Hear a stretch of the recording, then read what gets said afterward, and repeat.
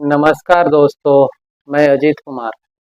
आज मैं आपको एक ऐसी घटना सुनाने जा रहा हूँ जो हमें यह सीख मिलती है जो बुरे रास्ते का अंत हमेशा बुरा ही होता है।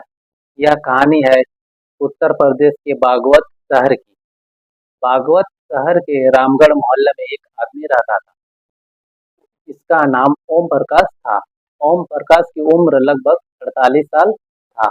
उसका एक मेडिकल स्टोर था। काम धंधा अच्छा चल रहा था और महीने में अच्छी खासी कमाई कर लेता था। ओम प्रकाश की पहली शादी हो चुकी थी, लेकिन पति पत्नी के बीच मनमुटाव के कारण उनका रिश्ता ज्यादा दिन चला नहीं और वो टूट गया। पत्नी उसे छोड़कर अपने बेटे के साथ चली गई। अब ओम प्रकाश अकेला था। कुछ समय बाद उसने दूसरी शादी की। इस बार उसकी शादी मोहल्ले की ही एक विधवा महिला वंदना से कराई गई, जिसकी उम्र लगभग 32 साल की थी। वंदना देखने में बहुत ज़्यादा सुंदर थी, जवान थी, लेकिन मन से लालची और असंतुष्ट थी। शादी की शुरुआती के दिन लगभग ठीक-ठाक चल रहे थे, लेकिन जल्दी ही वंदना और ओम प्रकाश के बीच दरारें आने लगी। ओम प्रकाश अपने काम में व्यस्त रहता था और पत्नी को समय नहीं दे पाता था। वंदना को यह खलता था, उसके मन में गलत ख्याल आने लगते थे। इसी बीच दुकान पर कामकाज बढ़ने के कारण ओम प्रकाश ने एक नौकर रखने का फैसला किया। एक दिन बाजार में सब्जी खरीदते समय वंदना की नज़र एक 20-21 साल की नौजवान लड़की रोहन पर पड़ी। उसे देखकर वंदना ने अपने पति को कहा कि यह लड़का घर और दुकान दोनों संभाल लेगा। इस तरह रोहन ओम प्रकाश की दुकान का काम करने लगा।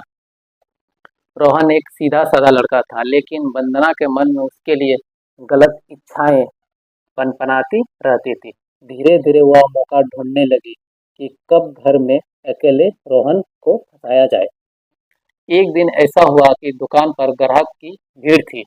ओम प्रकाश ने रोहन से कहा, मैं आज खाना लाना भूल गया हूँ, तुम घर जाओ और खाना ले आना। रोहन घर गया। घर पर अकेला वंदना थी। वह पहले से ही इस मौके का इंतजार कर रही थी। उसने रोहन को लालच और मीठी बातों में फंसाया, अपने करीब लाया। उस दिन के बाद वंदना और रोहन का जो गुप्त रिश्ता शुरू हो गया, वह धीरे-धीरे उससे फंसाता चला गया।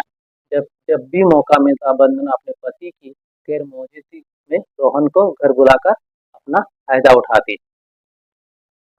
उस दिन के बाद वंदना और रोहन करीब 3-4 महीने तक यह सिलसिला चलता रहा, लेकिन सच हमेशा छुपता नहीं रहता। एक दिन दोपहर में ओम प्रकाश दुकान से अचानक घर आया।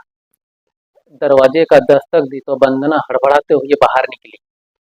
शक होने पर ओम प्रकाश सीधे कमरे पे गया और वहाँ जो दृश्य देखा उससे देखता ही रह गया। उससे पूछा, उसका उससे उसका खून खौल उठा। जैसे ही नज़ारा अंदर का देखा, उसका खून खौल उठा। रोहन और वंदना को रंगे हाथ उसने पकड़ लिया। गुस्से से पागल ओम प्रकाश ने रसोई से चाकू उठाया और रोहन पर डायरेक्ट हमला कर दिया। चीख पुकार कर चीख पुकारने लगा। रोहन पड़ोसी इकट्ठे हो गए और पुलिस को बुलाया गया। पुलिस ने मौके पर आकर जो रोहन का शव था बरामद किया।